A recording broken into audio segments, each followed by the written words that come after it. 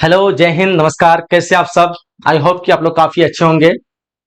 मैं आचार्य sir welcome करता हूं आप सभी का बिहार बोर्ड एजुकेशन पर। आज की इस क्लास में हम लोग जो कर रहे हैं क्लास 12 हिस्ट्री चैप्टर 1। बिल्कुल सभी को ये परिचित होंगे इस चैप्टर से। आप लोग की तैयारी हुई या नहीं हुई, कोई चिंता की बात नहीं है। थोड़ा सा हम लोग सेशन मतलब लेट स्टार्ट किए हैं, बस कुछ अच्छा करने की कोशिश किए हैं, इसलिए थोड़ा लेट हुआ है, लेकिन कोई बात नहीं। कोशिश करूंगा कि 4 से 5 मंथ के अंदर आपका पूरा कंप्लीट सिलेबस तैयार कर दूं, ठीक है। बाकी आप लोग से सपोर्ट चाहिए। आप लोग जो है इस चैनल को अधिक से अधिक शेयर करेंगे, अधिक से अधिक बच्चों को जोड़ेंगे, ताकि सब तक पहुंच सके हम लोग, और इजीली जो है फ्री एजुकेशन सब तक जो है पहुंचा सके, ठीक है। लेट हुआ सेशन तो बच्चों को भी लगा कि शायद यहाँ पे क्लासेस वगैरह नहीं होगी, लेकिन ऐसी कोई बात नहीं है। थोड़ा सा अच्छा करने की कोशिश कर रहे हैं ताकि आप लोग को अच्छा मिले, देर आए दुरुस्त आए, है ना। चलिए जी, आज का हम लोग सेशन है जो मतलब लेक्चर है, वीडियो लेक्चर, वो है क्लास 12 हिस्ट्री का चैप्टर 1 एनसीईआरटी बेस पे कवर करेंगे, और टोटल यहाँ पे एमसीक्यू क्वेश्चन को कवर करेंगे। बाकी आप लोग के इन्फॉर्मेशन बता दूं कि हम लोग का जो क्लासेस जो है रेगुलर तो स्टार्ट आज से हो ही रही है यूट्यूब पे, लेकिन एप्लीकेशन पे भी स्टार्ट हो रही है। जो भी एडमिशन नहीं किए हैं, फटाफट से आप लोग एडमिशन कर लीजिए। वहां पे अलग अलग टीचर के द्वारा आप लोग को पूरा study materials, notes, books and online test, बिल्कुल सारी सुविधा आप लोग को दी जाएगी। तो आप लोगों के लिए जो है मैं कहूंगा कि आप लोग दिए गए जो नंबर दिए स्क्रीन पे शो हो रहा है, वहां पे कॉल करके एक बार इंक्वायरी कर लीजिए एडमिशन के लिए। बहुत ही अभी जो ऑफर चल रहा है, तो फटाफट सबको सब कोई एडमिशन कर लेंगे, ठीक है। चलिए जी, स्टार्ट करते हैं। आज का हम लोग का चैप्टर जिसका नाम है ईंटें मनके अस्थियां। बिल्कुल सभी को इस चैप्टर से परिचित होंगे। कोई चैप्टर पढ़े ना पढ़े, लेकिन इस चैप्टर तो जरूर पढ़ते हैं, है ना। बहुत ही इंटरेस्टिंग चैप्टर है। लगभग सभी को चैप्टर पढ़ने में मजा आता है। हड़प्पा सभ्यता के बारे में, पुराने जमाने के बारे में कितना इंटरेस्ट होता है हिस्ट्री पढ़ने में, है ना। चलो जी, तो यहाँ पे हम लोग क्या करेंगे कि ऑब्जेक्टिव क्वेश्चन यानी एमसीक्यू क्वेश्चन कवर करेंगे, लेकिन नॉट ओनली फॉर मतलब नॉट यहाँ पे सिर्फ एमसीक्यू होगा। यहाँ पे जो आपको पूरा डिटेल से समझाएगा, एक एक एमसीक्यू का आपको पूरा एक्सप्लेन किया जाएगा, ताकि आपके जो 2 मार्क्स वाले क्वेश्चन है और 5 मार्क्स वाले क्वेश्चन है, इजीली जो आप लोग बना सके, ठीक है। चलिए जी, ये जो हम लोग का वीडियो लेक्चर नंबर मतलब 1 है, चैप्टर नंबर 1। तो वीडियो एक एक चैप्टर में हम लोग एक एक वीडियो कंप्लीट करेंगे, तो हम लोग का 15 चैप्टर है, 15 चैप्टर 15 वीडियो में कंप्लीट हो जाएगा, ठीक है। चलिए, और इसका जो आपको फुल इन्फॉर्मेशन जो डिटेल्स के साथ वीडियो होगा ना, वो आप लोग को लिंक में मिल जाएगा, तो आप लोग वो भी वीडियो देख लेंगे। फिलहाल अभी वो बन रहा है, बाद में वो आप लोग देख लेंगे, ठीक है। चलिए स्टार्ट करते हैं। पहला जो हम लोग क्वेश्चन है, कह रहा है कि हड़प्पा टीले का उल्लेखन सर्वप्रथम 1826 में किसने किया था। देखो यहाँ पे जो है ना, इंग्लिश हिंदी दोनों लैंग्वेज में है, तो जो भी इंग्लिश के डिमांड कर रहे थे, देखो उसके लिए भी मैं काफी अच्छा जो आप लोग के लिए सुविधा दिया हूं, जो आप लोगों को चिंता करने की कोई बात नहीं है। तो जो 1826 में जो हड़प्पा टीले का उल्लेखन किया था, वो क्या था, चार्ल्स मैसन ने सबसे पहले जो उल्लेखन किया था। लेकिन उसमें खोज वगैरह कुछ नहीं, कुछ पता नहीं चला था, सिर्फ उल्लेख किया था, पता चला कि हाँ कोई सभ्यता होगी या फिर कुछ भी हुआ होगा। तो 1826 में चार्ल्स मैसन ने किया था, ठीक है। कब किया था? 1826 में किसने किया था? चार्ल्स मैसन। बोले सर ऑप्शन नंबर ए, बिल्कुल option number A correct answer होगा। किसी को पता है कमर बस मारेंगे। और बाकी कितने क्वेश्चन आप लोग को बता पा रहे हैं वो भी बताएंगे, और क्या क्या नया सीखने को मिला वो भी बताएंगे। कैसा वीडियो लग रहा है वो भी बताएंगे। वीडियो को लाइक तो करना ही है, ठीक है, शेयर तो करना ही है आप लोग को। देखो बात करें चार्ल्स मैसन, तो चार्ल्स मैसन क्या थे? एक ब्रिटिश जो है ईस्ट इंडिया कंपनी के सैनिक थे। क्या थे? ब्रिटिश ईस्ट इंडिया कंपनी के सैनिक थे। इसका जो काल था 1800 से 1853 का काल था, ठीक है। बाकी इसका जो है क्या कहते हैं कि लुइस, जेम्स लुइस जो इसका उपनाम था, इसको उपनाम जेम्स लुइस के भी नाम से इसको जाना जाता था, ठीक है। बाकी ये एक्सप्लोरर था, यानी इसको घूमने का बहुत शौक था, अलग अलग जगह जाकर के, ठीक है। कौन? तो एक बात करें इसका मतलब चार्ल्स मैसन का एक्सप्लोरर भी था, यानी इसको अलग अलग जगह पे जाकर ट्रेवल करने का, घूमने का, नए नए जगह का मतलब खबर लेने की बहुत ही इसको इंटरेस्ट था, ठीक है। बात करते हैं यहाँ पे हड़प्पा की, तो हड़प्पा की खोज जो है 1921 में की थी। किसने की थी? दयाराम साहनी ने की थी। लेकिन इसका उल्लेखन जो हुआ था कब हुआ था? तो सर 1826 में उल्लेखन हुआ, लेकिन उस टाइम पे खोज नहीं हुई थी। खोज कब हुई थी? तो हुई थी 1921 को। कब हुई थी जी? 1921 को हुई थी। किसने किया था? तो बोले सर दयाराम साहनी ने जो खोज किया था। किसने किया था? दयाराम साहनी ने खोज किया था। हड़प्पा की जो जमीन थी वो एक तरह का समझिए तो सूखा जमीन थी, उसमें जो खेती वगैरह इतना नहीं होती थी, ठीक है, ठीक है। याद है, मतलब याद रहेगा ना। हड़प्पा की खेती जो मतलब उसमें उसमें ज्यादा खेती वगैरह नहीं होती थी, इतना याद रखना। बाकी इस क्वेश्चन में इतना ही कवर करते हैं, आगे बढ़ते हैं। नेक्स्ट क्वेश्चन हम लोग कह रहे हैं क्वेश्चन नंबर दूसरा। क्वेश्चन नंबर दूसरा पूछ रखा हम लोग को कि मोहनजोदड़ो की खोज 1922 में किसने की थी? बोलेंगे सर बिल्कुल पता है, हम लोग को पता है ना। ऑप्शन मतलब आंसर आप लोग देख लिया बिल्कुल। ऑप्शन नंबर सी जो है राखालदास बनर्जी। मोहनजोदड़ो खोज 1922 में किसने की थी? राखालदास बनर्जी ने की थी। बोले सर राखालदास बनर्जी जो है, ये जो है आपका एक पुरातत्व था, मतलब क्या मतलब वो मतलब भारतीय था ये, ठीक है। कौन था ये? भारतीय था, जो कि मतलब मोहनजोदड़ो खोज की थी 1922 में, ठीक है। याद रहेगा। बात करते हैं यहाँ पे मोहनजोदड़ो। मोहनजोदड़ो जो सिंधी भाषा का शब्द है, ये क्या है? मोहनजोदड़ो सिंधी भाषा का शब्द है। इसका अर्थ होता है मृतकों का टूल, मतलब मृतकों का टीला। मृतकों का टीला का मतलब क्या है कि जब मोहनजोदड़ो खोद मतलब खुदाई हुई तो वहाँ पे बहुत सारे जो है एक साथ जो है मुर्दों का जो है वो कंकाल मिला, जिससे पता चला कि कई लोग जो यहाँ पे मारे गए, तो इसलिए इसका नाम भी मृतकों का टीला भी रखा गया है। ठीक है, बाकी करिए ये दुनिया का सबसे पुराना नियोजित और उत्कृष्ट शहर है। मतलब कहने का अर्थ ये होगा कि प्रॉपर मैपिंग के टाइप, जैसे आप लोग घर वगैरह बनाते हैं आर्किटेक्चर के द्वारा, तो क्या करता है वो आपका प्रॉपर मैपिंग करता है, यानी किधर से रास्ता होना चाहिए, किधर से गली होना चाहिए, रास्ता मतलब रोड किधर मिलने वाला है ना। तो ये जो है शहर में जिस तरह होता है, तो वहां पे क्या था, ऐसा दुनिया का पहला नियोजित यानी पूरी तरह से नियोजित किया हुआ कि कैसे कैसे रोड निकलना है, कहां से नाली निकलना है, कहां से गली निकलना है, बिल्कुल भी मतलब अच्छी तरह से परिपक्व, ठीक है, और उत्कृष्ट, उत्कृष्ट मतलब देखने के लायक, यानी बहुत ही मतलब अच्छा है ना। तो बहुत ही अच्छा था, नियोजित था एकदम पूरी तरह से प्रॉपर मैपिंग के साथ, और परिपक्व यानी बहुत ही अच्छा मजबूत था।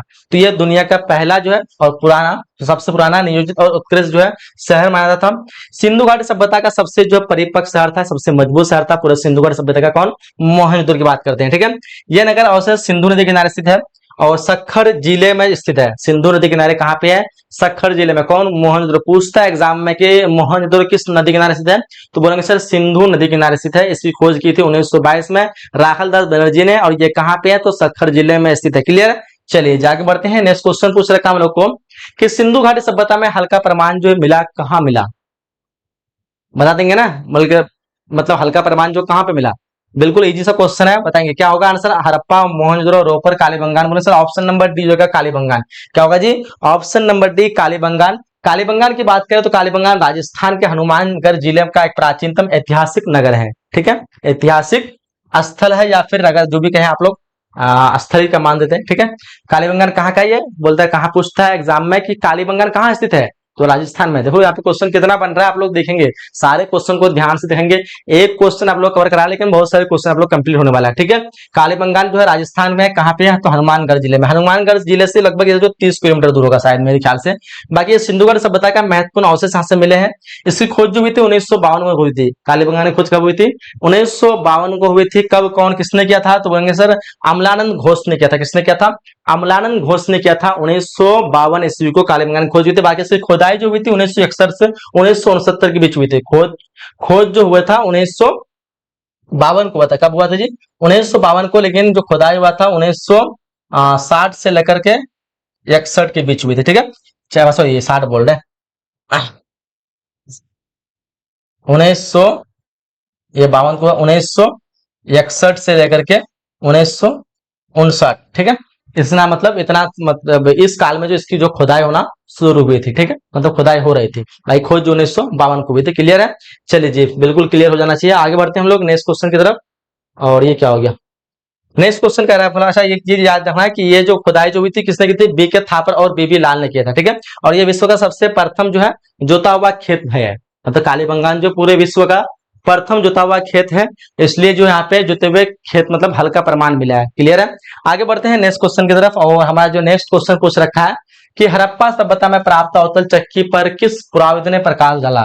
हड़प्पा सभ्यता में प्राप्त अवतल चक्की पर किस पुराविद ने प्रकाश डाला। कनिंघम, अर्नेस्ट मैके, जॉन मार्शल, सूरजभान। तो बोलेंगे सर ऑप्शन ए डी हो जाएगा, अर्नेस्ट मैके। क्या हो जाएगा, अर्नेस्ट मैके। बात करें पुरातन मतलब अवतल चक्की की, तो अवतल चक्की क्या होता था, अवतल चक्की हम लोग कहते हैं सिलबट्टा, वो जो मसाला वगैरह पीसने में काम होता था। तो इसका इस्तेमाल जो था उपयोग होता था अनाज वगैरह पीसने के लिए करता था। ये जो काफी कठोर थे, पथरीले, आग्नेय अथवा बलुआ पत्थरों से बना होता था अवतल चक्की, चाहे वो मतलब छोटा हो बड़ा हो, अलग अलग तरह का मतलब होता था। और उसका उपयोग अलग अलग कामों में इस्तेमाल करते थे, जैसे जड़ी बूटी पीसने के लिए, एंड हो गया आपका मसाला कूटने के लिए, सालन तरी बनाने के लिए। ये सब अलग अलग कामों में हम लोग जो है अवतल, हम लोग क्या मतलब हड़प्पा वासी जो है इस्तेमाल करते थे अवतल चक्की का। क्लियर है, चलिए बिल्कुल क्लियर हो जाना चाहिए। आगे बढ़ते हैं, क्वेश्चन नंबर यहाँ पे 5 पूछ रखा है हम लोग को। सिंधु घाटी के निवासियों को किस धातु का ज्ञान नहीं था। बोलेंगे बहुत ही इजी क्वेश्चन है, काफी लाजवाब क्वेश्चन है, बहुत बार एग्जाम में क्वेश्चन पूछा गया है।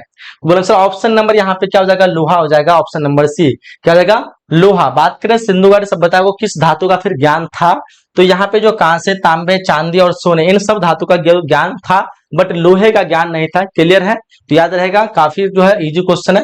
आगे बढ़ते हैं, हम लोग का नेक्स्ट क्वेश्चन पूछ रखा है, क्वेश्चन नंबर यहाँ पे 6 करा कि मोहनजोदड़ो किस भाषा का शब्द है। डेफिनेटली आप लोग को मैंने पहले बता चुका हूँ, मोहनजोदड़ो सिंधी भाषा का शब्द है। कौन सा भाषा का शब्द है, सिंधी भाषा का। तो बोलेंगे सर ऑप्शन नंबर यहाँ पे बी हो जाएगा, क्या हो जाएगा, सिंधी भाषा का शब्द है। ठीक है, चलिए बाकी इसके बारे में बताते हैं। मोहनजोदड़ो कहाँ से, तो सिंधी नदी किनारे स्थित है। ठीक है, और ये सिंधी जो भाषा होती है वो कहाँ पे बोली जाती जाती है तो भारत के पश्चिमी हिस्से का यह मुख्य भाषा है। भारत के पश्चिमी मतलब हिस्से का मुख्य रूप से सिंध प्रांत में बोले जाने वाली एक प्रमुख भाषा है। और ये जो है सिंधी हिंदू समुदाय की मातृभाषा है। मातृभाषा है, जिस तरह अपना घर का कोई एक भाषा होता है, लैंग्वेज होता है, किसी का भोजपुरी होता है, किसी का मैथिली होता है, कुछ कुछ भी होता है, उसको मातृभाषा कहते हैं। लेकिन ये क्या कहते हैं, हिंदू समुदाय का एक मातृभाषा है। ठीक है, मतलब सिंधी मतलब जो सिंध के रहने वाले हिंदू है उसका बोल रहे हैं, बाकी सभी का नहीं। ठीक है, और ये जो गुजरात के कच्छ जिले में सिंध में बोली जाती है और इसमें जो है कच्छी भाषा भी कहते हैं। वहां पे क्या कहते हैं इसको, कच्छी भाषा भी कहते हैं। फिलहाल इसको ज्यादा नहीं जानते हुए आगे बढ़ते हैं हम लोग। नेक्स्ट क्वेश्चन करा हम लोग को, कालीबंगान जो स्थित कहाँ पे, बहुत बड़ा एग्जाम में पूछा है और ऑप्शन डी जो है राजस्थान में। कहाँ पे स्थित है कालीबंगान, राजस्थान में। कालीबंगान कहाँ पे है, तो बोलेंगे सर ये जो है हनुमानगढ़ के मतलब हनुमानगढ़ में है और यहाँ से हनुमानगढ़ से कालीबंगान की दूरी जो है 30 किलोमीटर दूर है। फिलहाल ये पुरातन स्थल कालीबंगान राजस्थान के हनुमानगढ़ जिले में स्थित है। ठीक है, कालीबंगान जो सिंधी भाषा का शब्द है, कौन सा भाषा शब्द है कालीबंगान, मोहनजोदड़ो भी सिंधी भाषा का शब्द है और कालीबंगान भी सिंधी भाषा का शब्द है, याद रखिएगा। कालीबंगान का अर्थ होता है काले रंग की चूड़ियां। ठीक है, काली से काले मतलब काले रंग से है, काले का मुराद तात्पर्य, और बंगा का मुराद जो है चूड़ियों से है, इसलिए हम कहेंगे काले रंग की चूड़ियां कालीबंगा का अर्थ हो गया। चलिए आगे बढ़ते हैं। नेक्स्ट क्वेश्चन पूछ रखा हम लोग को, राय बहादुर दयाराम शाही ने कहाँ उत्खनन करवाया था। काफी लाजवाब क्वेश्चन है और बिल्कुल सभी को पता होगा 1921 में जो ये खोज किया था, हड़प्पा की खोज की थी, तो बोले सर ऑप्शन नंबर बी जगह हड़प्पा। ठीक है, क्लियर है। बात करें राय बहादुर दयाराम शाही की, तो ये भारतीय पुरातत्व थे जो कि 1921 से 22 में हड़प्पा की खुदाई का नेतृत्व किया, जो सिंधु घाटी सभ्यता की एक प्रमुख स्थल है, जिसको हम हड़प्पा सभ्यता के नाम से जानते हैं। ठीक है, सिंधु घाटी सभ्यता क्या जानते हैं, हड़प्पा सभ्यता के नाम से, क्योंकि हड़प्पा की खोज हुई थी और हड़प्पा की वजह से सारे जगह की जानकारी मिली, इसलिए इसका नाम जो है उसी के नाम पे रख दिया गया। पहला स्थल हड़प्पा था और उसी नाम से जो पूरे सभ्यता का ही नाम रख दिया, हड़प्पा सभ्यता। ठीक है, बाकी लोगों में कंफ्यूज ये रहता है कि हड़प्पा और हड़प्पा सभ्यता दोनों सेम है, बिल्कुल गलत है।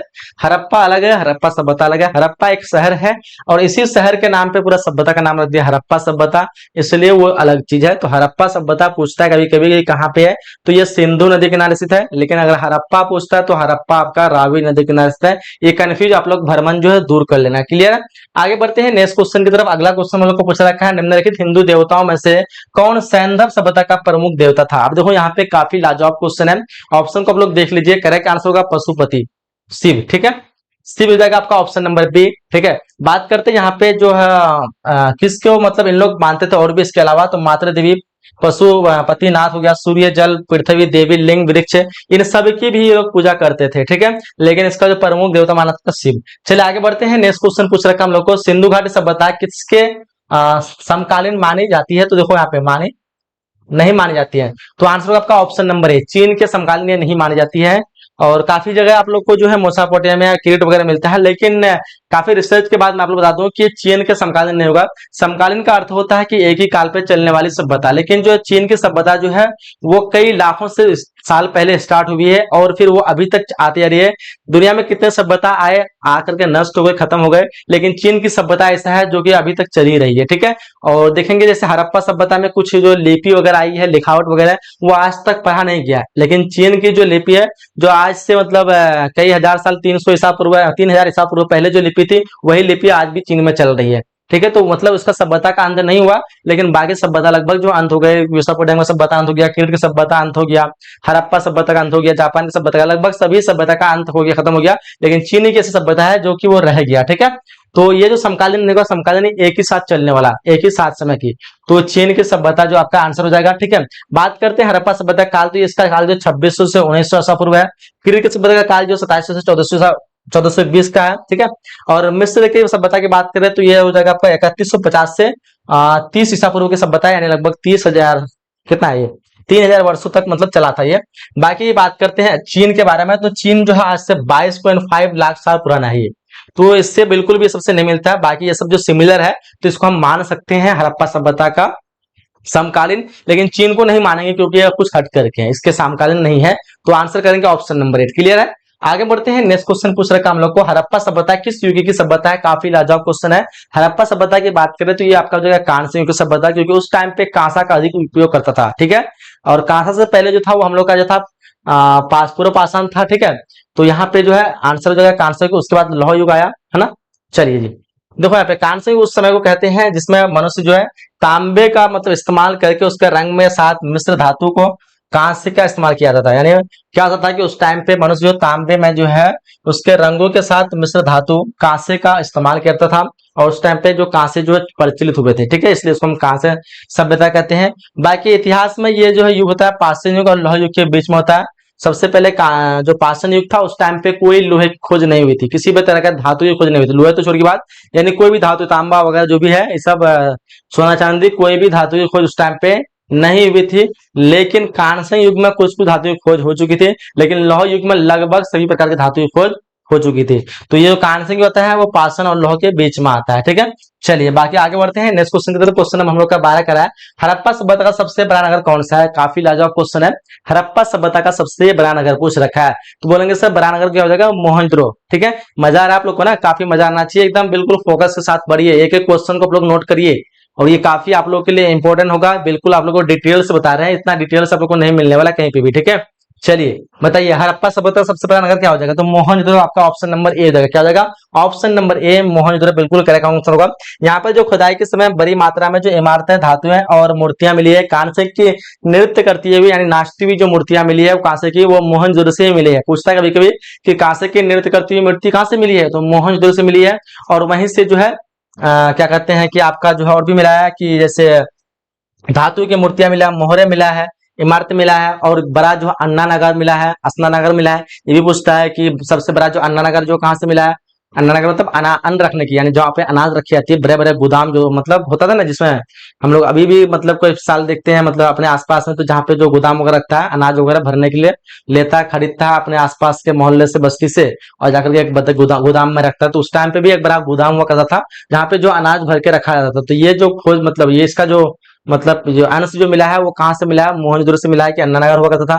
असना नगर यानी बहुत बड़ा बाथरूम था नहाने के लिए, उसमें धार्मिक के लिए इस्तेमाल था, यानी कहीं भी कोई धार्मिक पूजा वगैरह हुआ तो उसमें बाथरूम के चारों तरफ सीढ़ी लगा रहता था, जिस तरह हम लोग का तालाब वगैरह होता है, फिर नदी वगैरह होता है, तो उस टाइप के खोद के चारों तरफ से पत्थर से उसमें पानी डाल देते हैं और चारों तरफ सीढ़ी था, उस सीढ़ी से उतरते थे और नहा करके पंडित वगैरह जो भी हो धार्मिक स्थल पे या कोई भी रहते थे तो वो जो है नहाने का इस्तेमाल करते थे। तो सबसे बड़ा अन्ना नगर और असना नगर ये दोनों जो है कहाँ से मिले?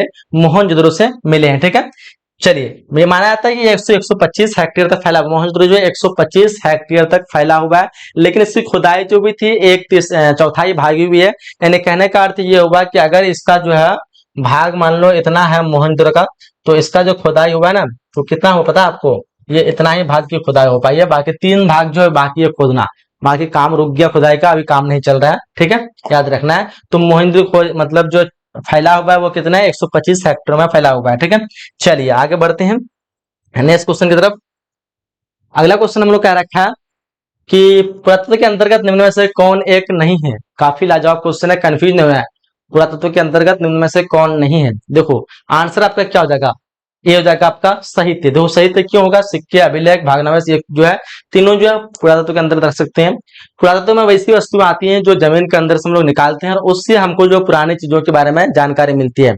देखो साहित्य से भी हमको पुरानी चीजों के बारे में जानकारी मिलती है, लेकिन साहित्य एक तरह का ग्रंथ है, किताब है, वो किताब जमीन के अंदर से निकलता है, उसको हिफाजत से रखा जाता है। लेकिन जैसे ये पेन है, ये पेन को हम अगर कहीं पे फेंक दें, हो सकता है 400 साल 500 साल बाद अगर इसको निकालें तो ये पेन निकलेगा, ठीक है। तो इससे पता चलेगा ये कितने साल पहले की ये पेन है। तो जो भी जमीन के अंदर से जैसे चाहे वो अभिलेख हो, अभिलेख क्या होता है कि पत्थर में जो है खरोच खरोच से कुछ लिख करके रह जा, पत्थर है जिंदगी वो क्या करेगा, मतलब पत्थर रह जाएगा ना मिट्टी के अंदर में ना, फिर जब खोद के निकल ये तो लिखा हुआ है, तो उससे जो है कुछ कुछ खोज हुई, कुछ कुछ लिखा हुआ उसको पढ़ा गया कि क्या लिखा हुआ नहीं है। तो हमारा अभिलेख से भी भागना से भी ये सब जो है जमीन के अंदर से निकला हुआ है। सिक्के, आज हम सिक्के को कोई फेंक देंगे तो क्या 10 साल का खत्म हो जाएगा, 100 साल का खत्म हो जाएगा, सिक्का जमीन के अंदर रहेगा ना, तो उससे हमको पता चलेगा कि कितना पुराना है कितना नया है, अच्छा कौन सा सिक्का चलता था, ठीक है।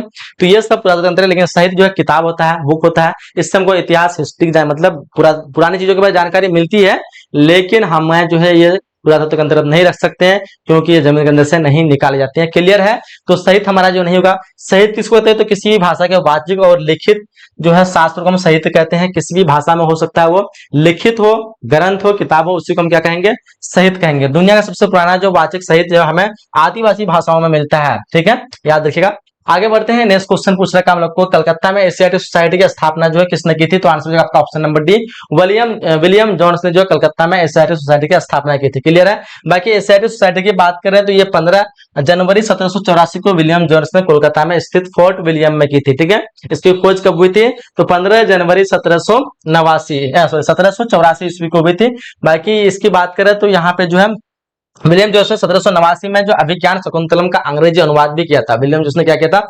1789 में अभिज्ञान शकुंतलम का जो है अभिज्ञान शकुंतलम का जो अंग्रेजी में अनुवाद किया था, और जो कि क्या हुआ, एशियाटिक सोसाइटी के द्वारा जो है अलग अलग यूरोपीय भाषा में भी जो है विकसित हुआ और फैलने लगा। ठीक है, बाकी बात करते हैं नेक्स्ट क्वेश्चन की तरफ। करा हड़प्पा सभ्यता का प्रशासन जो कैसा था, यानी उसका शासन किस प्रकार था? तो वो नगरीय था। क्या था?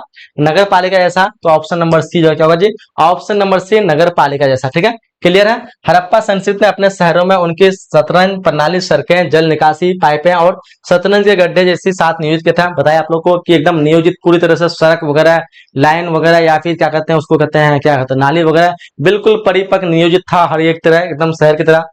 बाकी क्या कहते हैं, जल निकासी के लिए अच्छी तरह का सुविधा थी। तो ये सब चीजों से लगता है क्या कहते हैं कि उसका जो सभ्यता थी वो नगर पालिका जैसे थे, नगर की तरह थी। ठीक है, चलिए आगे बढ़ते हैं। जिस तरह नगर में होता है नाली वगैरह सब बिल्कुल क्लियर, रोड वगैरह हर जगह होता है, गली गली में। चलिए जी, फिर हम लोग को पहली बार हड़प्पा को किस वर्ष जो उत्खनन किया गया था? तो डिफरेंस को पता होगा। 1921 को किया गया था। किसने किया था? बोलो सर, राय बहादुर दयाराम, सॉरी राय बहादुर, हाँ राय बहादुर दयाराम साहनी भैया ना। चलिए ऑप्शन नंबर क्या हो जाएगा यहाँ पे? ए हो जाएगा। हड़प्पा पूर्वोत्तर जो है पाकिस्तान के पंजाब प्रांत का एक पुरातत्व स्थल है। ये पूछता है कि हड़प्पा कहाँ पे है। अगर आपका सब्जेक्ट क्वेश्चन हो तो उसमें बन सकता है। ये जो आपका पंजाब प्रांत में पड़ता है, कहाँ पे पड़ता है? पंजाब में। और ये कौन सी नदी किनारे स्थित है? तो रावी नदी किनारे स्थित है। ठीक है, बाकी यहाँ जान लेते हैं कि ये जो है आपका साहिवाल शहर से 20 किलोमीटर पश्चिम में रावी नदी किनारे स्थित है। ये भी क्वेश्चन पूछता है कौन सी नदी किनारे? तो रावी नदी किनारे। सिंधु घाटी सभ्यता के अनेक अवशेष यहाँ से प्राप्त हुए थे। हड़प्पा से जो है कुछ कुछ अवशेष जो अनेक लगभग अवशेष जो है हड़प्पा से मिले हैं, हड़प्पा सभ्यता के, जिसको हम कहते हैं सिंधु घाटी की सभ्यता। ठीक है, चलिए आगे बढ़ते हैं हम लोग नेक्स्ट क्वेश्चन की तरफ। एंड सबसे बड़ा जो कब्रिस्तान मिला है RH-37 ऐसे नाम से, ठीक है, वो भी हड़प्पा से ही मिला है। ठीक है, चलिए 1 मिनट। तो हम लोग जो है क्या पढ़ रहे थे? क्वेश्चन नंबर 17 पे क्वेश्चन था कि सिंधु सभ्यता में जो गोदीपारा जो है कहाँ से मिला। जैसे आप लोग ऑप्शन देख पा रहे होंगे, और यहाँ पे जो करेक्ट हम लोग का जो आंसर था वो लोथल था। लोथल की बात करें तो लोथल कहाँ पे है? ये गुजरात में है। प्राचीन सिंधु घाटी सभ्यता के शहरों में से एक बहुत महत्वपूर्ण बंदरगाह शहर भी है।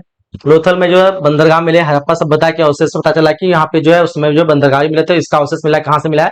लोथल। और ये जो कौन सी नदी किनारे? ये हमारा पड़ता है भोगवा नदी किनारे। डिफरेंट सबको पता होना चाहिए। ठीक है, बाकी ये जो है इसका जो मतलब माना जाए काल, तो ये 2400 ईसा पूर्व पुराना है। यह शहर है भारत के राज्य का गुजरात में भाल क्षेत्र में स्थित है। ठीक है, इसकी खोज जो हुई थी 1954 को हुई थी। बाकी आपको बताए थे कालीबंगान की खोज 1952 को हुई थी। लोथल की खोज कब हुई थी? 1954 को हुई थी। ठीक है, चलिए आगे बढ़ते हैं। नेक्स्ट क्वेश्चन क्वेश्चन नंबर यहाँ पे 18 पूछ रखा है। सिंधु सभ्यता में नृत्य करती हुई लड़की की मूर्ति जो है कहाँ से प्राप्त हुई थी, यानी कहाँ से मिलती है? आप लोग को पहले भी मैंने बता दिया था कि जो आपका जो है सिंधु सभ्यता का जो मोहनजोदड़ो है, मोहनजोदड़ो से हमें नृत्य करते हुए कांसे की मूर्ति प्राप्त हुई है। तो आंसर सभी का आना चाहिए ऑप्शन नंबर यहाँ पे सी, मोहनजोदड़ो। क्या हो जाएगा? ऑप्शन नंबर सी बिल्कुल सभी का करेक्ट आंसर चाहिए। बात करें मोहनजोदड़ो के, तो यहाँ पे देखो मोहनजोदड़ो में पाई गई नृत्य करते हुए लड़की एक जो है कलाकृति थी, जो कि लगभग 4500 साल जो है पुरानी है। कितने साल पुरानी है? 4500 साल पुरानी है। मोहनजोदड़ो के एक घर से 1926 में नाचने वाली लड़की की 10.8 सेमी लंबी जो प्रतिमा कांसे से बनी है। ठीक है, बाकी आगे बढ़ते हैं क्वेश्चन नंबर यहाँ पे 19 की तरफ। 19 में क्वेश्चन पूछ रखा है मोहनजोदड़ो किस नदी किनारे स्थित है। काफी बार एग्जाम में रिपीट हुए क्वेश्चन है। मोहनजोदड़ो में पूछता है हर बार, हड़प्पा के बारे में, मोहनजोदड़ो के बारे में। ये दोनों क्वेश्चन जो अक्सर अक्सर आप लोग के एग्जाम में पूछता है। तो मोहनजोदड़ो हमारा क्या हो जाएगा? सिंधी नदी किनारे स्थित है। कौन सी नदी किनारे?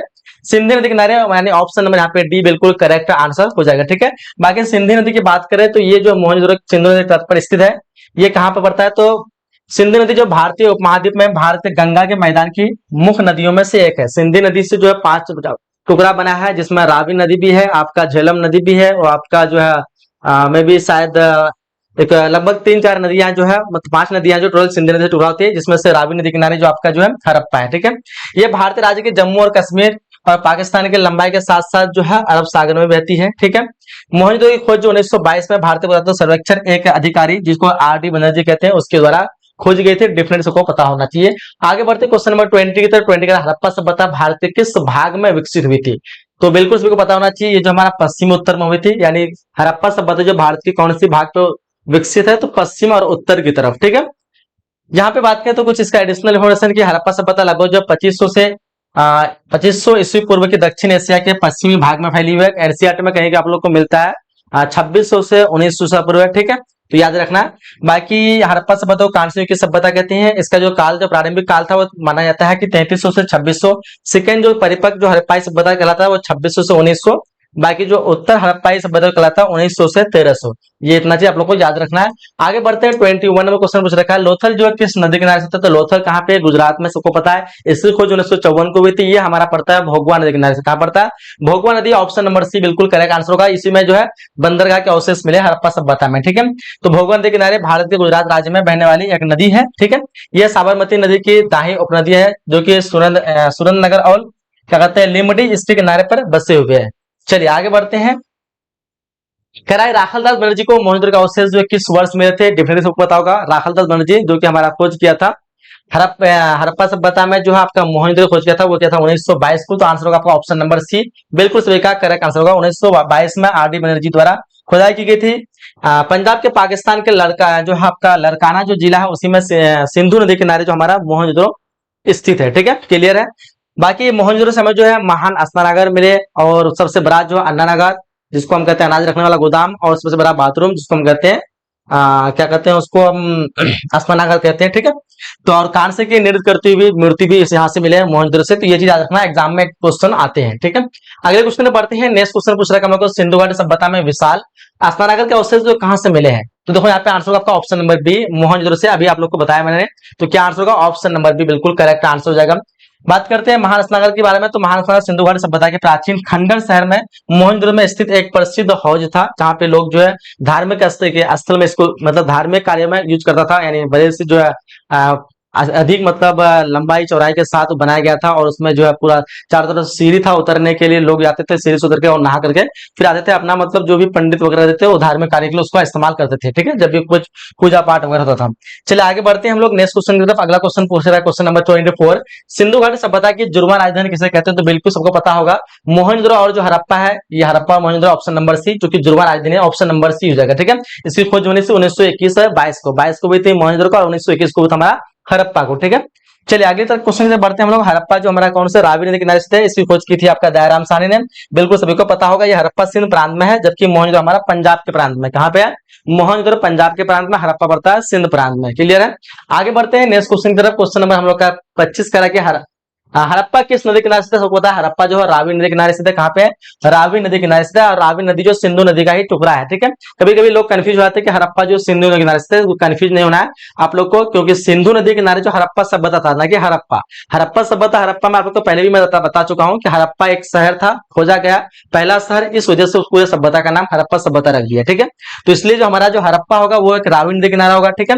बात करते हैं यहाँ पे सिंधु नदी के किनारे की बात। तो देखो यहाँ पे जैसे कि सिंधु नदी जो इधर से आ रही गुजर रही है, और इसी सिंधु नदी से किनारे जो है एक और नदी, छोटी नदी जो गुजरी है, जिसका नाम है रावी, और इसी के किनारे जो है हमारा जो हड़प्पा है। क्या है? हड़प्पा है, ठीक है। तो याद रखना, तो हड़प्पा जो है वो रावी नदी किनारे होगा, लेकिन मोहनजोदड़ो जो इधर है, मान लेते हैं मोहनजोदड़ो, तो ये मोहनजोदड़ो हमारा क्या हो जाएगा? सिंधु नदी किनारे हो जाएगा। लेकिन हड़प्पा सभ्यता में सारे आए थे, मोहनजोदड़ो हो गया, लोथल हो गया, कालीबंगा हो गया, टोटल जो शहर हड़प्पा में आते हैं, इसलिए वो जो हमारा सिंधु नदी किनारे हो जाएगा, क्योंकि सिंधु नदी सबसे मतलब इन हड़प्पा नदियों से बड़ी नदी है, और वो सभी को कवर करती है, इसलिए जो हमारा हड़प्पा सभ्यता सिंधु नदी होगा, लेकिन हड़प्पा जो हमारा होगा वो रावी नदी का होगा, क्लियर है। चलिए आगे बढ़ते हैं हम लोग। इस क्वेश्चन का आंसर ऑप्शन नंबर डी। बाकी रावी जो उत्तर भारत में बहने वाली जो है एक नदी है, इसका ऋग्वैदिक कालीन जो है नाम जो है क्या था? परुष्णी था, तथा इसे जो लाहौर नदी भी कहते हैं, रावी को कहते हैं लाहौर नदी कहते हैं। सिंधु के सहायक पंच नदियों में से सबसे छोटी नदी है। सिंधु के 5 सहायक नदी जैसे बताया आप लोग को, झेलम है, सतलज है, एंड आपका क्या कहते हैं कि रावी है, चिनाब है। तो इस तरह के जो है 5 नदियां, उसमें से जो आपका जो है रावी नदी है सबसे छोटी नदी है। आगे बढ़ते हैं नेक्स्ट क्वेश्चन की तरफ। कि लोथल जो है कहां स्थित है? लोथल हमारा गुजरात में है। कहां पे है? गुजरात में स्थित है, पता है सभी को, 1954 में खोज हुई थी, ठीक है। आगे बढ़ते हैं, इसी में बंदरगाह मिला था, ऑप्शन 1 करेक्ट हो जाएगा। लोथल गुजरात में स्थित है। इस स्थल पर जो महत्वपूर्ण खोजा गया है कृत्रिम जो है डॉकयार्ड और चावल की भूसी भी सम्मिलित है। इस राज्य की राजधानी गांधीनगर है, सबको पता होना चाहिए। आगे बढ़ते हैं नेक्स्ट क्वेश्चन का, हम लोग को हड़प्पा जो है हड़प्पा का उत्खनन जो किया था वो किसने किया था? तो दयाराम साहनी ने किया था, 1921 को किया था। बार बार क्वेश्चन रिपीट हो रहा है, आप लोग को देख पा रहे होंगे। 1921 में दयाराम साहनी एवं माधव स्वरूप वासु ने इस स्थल का अन्वेषण किया था और इसके पूर्व 1826 में चार्ल्स मैसन के द्वारा इसका उल्लेखन किया गया था कि हर कोई जगह जो है हड़प्पा नाम से, ठीक है। लेकिन उस टाइम पे कुछ भी उद्घाटन वगैरह या फिर कह सकते हैं उसको उस समय खुदाई वगैरह कुछ भी नहीं हुआ था, ठीक है। चलिए आगे बढ़ते हैं हम लोग। इसे जो फैला जो है 5 किलोमीटर तक फैला हुआ है हड़प्पा, कितने किलोमीटर? 5 किलोमीटर क्षेत्रों में बसा हुआ है। आगे बढ़ते क्वेश्चन नंबर यहाँ पे हम लोग 28 करा, भारतीय पुरातत्व का पिता किसे कहा जाता है? तो भारतीय पुरातत्व का पिता जो कहते हैं हम लोग किसको कहते हैं? देख लीजिए यहाँ पे ऑप्शन क्या है, Alexander Cunningham, Dayaram Sahni, lord Dalhousie. तो आंसर आपका Alexander Cunningham, option number B बिल्कुल करेक्ट आंसर हो जाएगा, ठीक है। अलेक्जेंडर कनिंघम की बात करें तो ये पुरातत्व के पिता के रूप में जाने जाते हैं। इन्होंने 1861 में भारतीय पुरातत्व सर्वेक्षक की स्थापना की थी और अलेक्जेंडर कनिंघम ने 1861 से 1865 तक जो है एसआई के पहले महानिदेशक रहे, ठीक है। चलिए आगे बढ़ते हैं हम लोग नेक्स्ट क्वेश्चन की तरफ। और अगला हम लोग क्वेश्चन है, क्वेश्चन नंबर 29 पूछ रखा कि सिंधु सभ्यता का कौन सा स्थल जो मृतकों का टीला के नाम से जानते हैं? डेफिनेटली आप लोगों को पता होगा मृतकों का टीला के बारे में आपको बताए थे। सिंधु सभ्यता का जो मोहनजोदड़ो है मृतकों का टीला के नाम से जानते हैं, क्योंकि यहाँ पे जो है बहुत से जो है लोगों के जो है कंकाल मिले, अवशेष मिले, जिससे पता चला कि कई हजारों की संख्या में लोग यहाँ पे मारे गए थे और इसकी वजह से इसका नाम मृतकों का टीला है। सिंधु सभ्यता में मृतकों का टीला, यह सिंधी भाषा है मोहनजोदड़ो, इसका मतलब होता है मृतकों का टीला, ठीक है। तो आंसर क्या जाएगा? ऑप्शन नंबर यहाँ पे बी हो जाएगा मोहनजोदड़ो, ठीक है। हड़प्पा की खोज के 1 साल के बाद ही मोहनजोदड़ो की पुरातत्व स्थल 1922 में ही मान्यता प्राप्त हो गई थी। यह पाकिस्तान के सिंध नदी के पर मौजूद है, सिंधी नदी की मतलब सिंधी नदी पर। और बाकी सबको पता है यहाँ पे सबसे बड़े जो अवशेष मिले हमारा अन्ना नगर के और असना नगर के, और यहीं से मिले हैं कांसे की नृत्य करती हुई मूर्ति, ठीक है। चलिए आगे बढ़ते हैं हम लोग नेक्स्ट क्वेश्चन की तरफ। अगला क्वेश्चन नंबर 30 कह रहा है कि मोहनजोदड़ो का उत्खनन किसने किया था? तो मोहनजोदड़ो का उत्खनन किया था आपका R D. Banerjee, option number C. तो इस तरह हम लोग का जो पूरा क्वेश्चन लगभग 30 क्वेश्चन इस चैप्टर से कंप्लीट हुआ है, ठीक है। राहुल दास बनर्जी की बात करें तो ये जो हमारा 1885 से 1930 का काल था, प्रसिद्ध पुरातत्व एवं इतिहासकार थे, ठीक है। मोहनजोदड़ो का अर्थ होता है मृतकों का टीला, सबको पता है, ठीक है। बाकी यहाँ पे हम लोग इस चैप्टर से जो टोटल जो है 30 क्वेश्चन को कंप्लीट किए। आई होप कि ये वीडियो आप लोगों को काफी पसंद आया होगा। इस वीडियो में जितने भी क्वेश्चन दिए गए थे पूरे डिटेल के साथ एक्सप्लेन के साथ आपको समझाने की कोशिश किया हूँ। बाकी जो भी आप लोग कोर्स में एडमिशन नहीं किए हैं, दिए गए नंबर पे आप लोग कॉल करके कोर्स में एडमिशन ले सकते हैं। हम लोग क्लासेस स्टार्ट हो चुकी है, अलग अलग टीचर के द्वारा आप लोग सब्जेक्ट की आप लोग की तैयारी बिल्कुल कराई जाएगी और यूट्यूब पे तो आपसे रेगुलर हो जाएगा। तो आप लोग को जो इस चैनल को सब्सक्राइब कर लेना है, अपने फ्रेंड के साथ, साथियों के साथ, अपने दोस्तों के साथ, जो भी है आपके रिलेशन वगैरह सबके साथ इस वीडियो को शेयर कीजिए और अधिक से अधिक स्टूडेंट को, अधिक से अधिक अपने फ्रेंड को लाके इस चैनल से जोड़िए, ठीक है। यही तक वीडियो को एंड करते हैं, ठीक है। बाकी आप लोग जो भी कोर्स में नहीं किए, मैं बार बार रिक्वेस्ट करूंगा, क्लासेस स्टार्ट हो गई है तो जल्दी से आप लोग वहां पे कर लीजिए, क्योंकि पूरे सिस्टम ही ढंग से वहां पे आपको पढ़ाया जाएगा। नोट्स, पीडीएफ, ऑनलाइन टेस्ट और मॉडल पेपर, साथ ही साथ आपको ई बुक्स, पीडीएफ, हर एक चीज बिल्कुल आप लोग को मिलने वाला है, ठीक है। और यूट्यूब में क्या होता है कि आप एक वीडियो देखते हैं, दूसरा वीडियो आपको ढूंढना पड़ता है, एड्स वगैरह आता है, वहां पे बिल्कुल आप लोग को ऐसे चिंता करने की कोई भी बात नहीं है, ठीक है। क्लियर है? चलिए यहीं तक वीडियो को समाप्त करते हैं। बाकी आप लोग एडमिशन के लिए दिए गए नंबर पे आप लोग कॉल कर लीजिए। थैंक्स फॉर वॉचिंग, मिलते हैं अगले वीडियो में, जब तक के लिए जय हिंद, जय Bharat and thanks for watching.